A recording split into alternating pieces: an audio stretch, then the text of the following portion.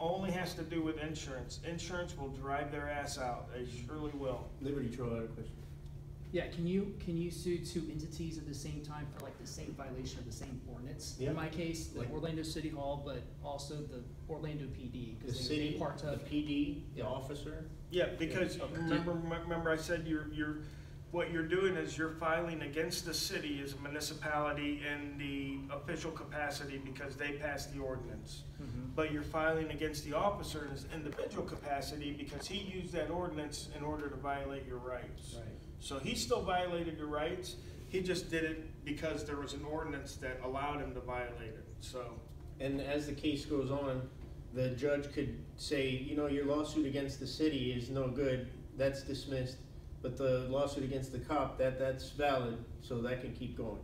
Okay. So they could like just eliminate parts of it. Kind of cherry pick. Yeah.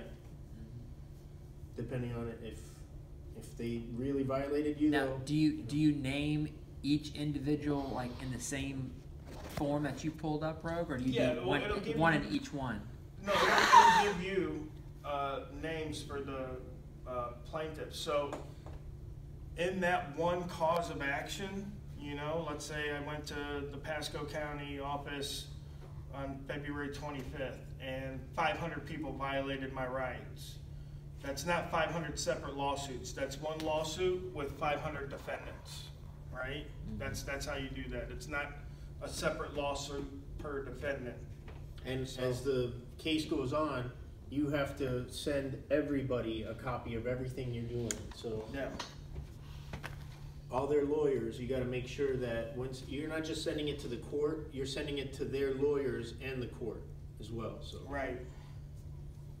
that's all I had for mine. So I'm gonna have those that link. I'll send it to you, and you can put it on this video. Absolutely. Now, we want to stress that each court has their policies and procedures, right? So the federal courts have the federal rules of civil procedure, but also the local courts in whatever district you're in also have local rules of civil procedure. So you want to make sure that you're looking at both of those in order to make sure that what you're filing is correct, when you're filing it is correct, and instances of that nature. So yeah, I mean, other than that, the only thing left really is case law. And you know, with these kind of cases, a lot of the case law is gonna be the same, right? And let's see, I got a blackboard over here. Let's see if I can bring some stuff up real quick here.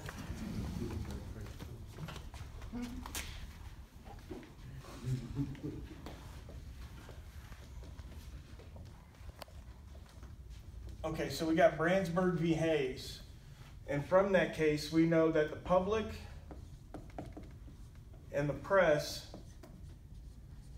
share the same right of access, right? See, no, that's not how the county attorney read it, that case, when I brought it up in court. All you gotta do is just quote it to them. I mean, they can't deny it, it's right in the case, right? And that's the legal theory. Now, there's other cases off Brandsburg v. Hayes that cite Brandsburg v. Hayes, and I don't have a list of those right off the top of my head, but if you look at a lot of other First Amendment cases, they'll say public and the press have the same right of access, and they'll cite Brandsburg v. Hayes, okay? Now, what I want to bring up is the legal thinking, the legal theory out there today is that the public and the press share the same right of access. The theory is public and press same access. It doesn't say, and no legal thinking has ever said, the public and press share the same right of access except in limited public forums or non-public forums. There's no case law out there that says public and press share the same right of access except in a limited public forum, except in a non-public forum, right? And the reason why that is because recording in and of itself is a non-expressive act, right? It's a step. It's a step in the creation process, right? When I pee, right? The pee would be an expressive act, right? but I have to drink the water before I can pee, right? Drinking the water is part of the peeing process, but it's not expressive like when I'm peeing my name on the snow. I like to use the analogy of writing a song or singing it. It's the same thing. It's the same But thing. keep on with the P. Listen, the public forum doctrine, it regulates expressive activity.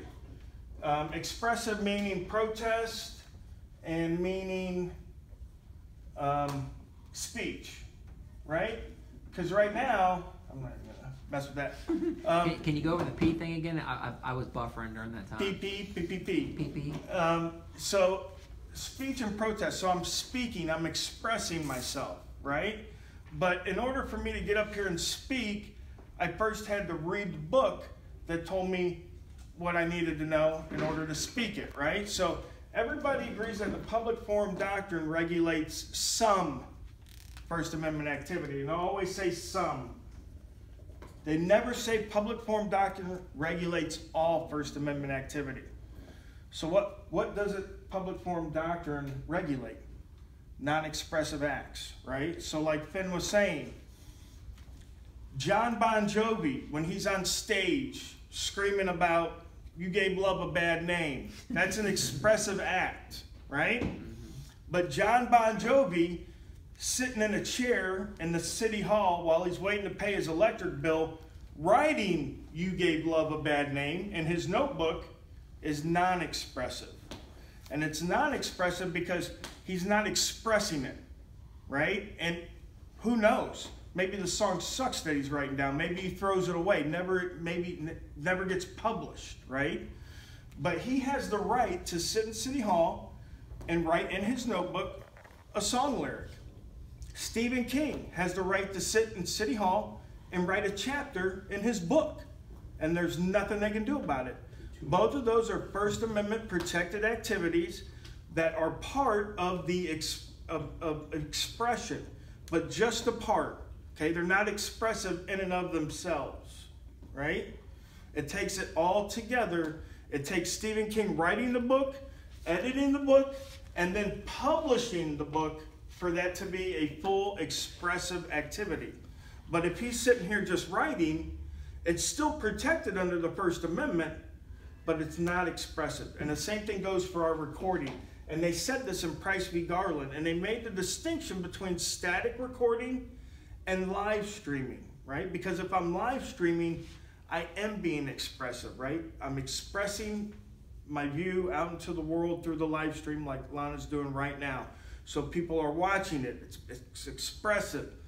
But if I'm static recording, it's not expressive. No one is seeing what I'm recording, right? And I could go home and I could delete it and no one could ever see it. It would never be considered expressive. It's non-expressive. So that's why the public forum doctrine doesn't regulate what we do in a public area. That's as far as it goes, I think. Yeah. And PP. Is that part of the PP? That's part of the She doesn't PP. know how to play. Don't make me violate my probation, damn it. I was trying to like the street name back here.